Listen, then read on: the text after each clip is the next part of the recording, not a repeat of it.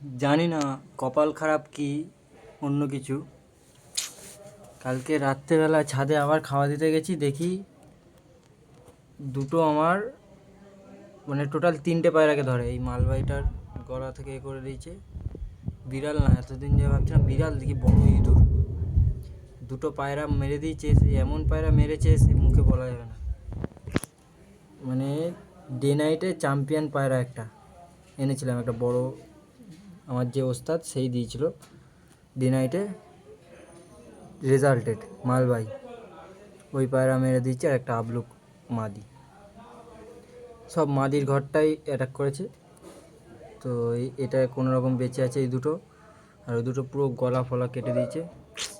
অত ভালো করে খোপ করেও কোথা থেকে ঢুকে যাচ্ছে কি। এবার যা দেখছি পায়রা পোষা ছেড়ে দিতে হবে, আর কোনো অপশান নেই। যা পায়রা দুটো মেরেছে পুরো কানা করে দিয়ে গেল।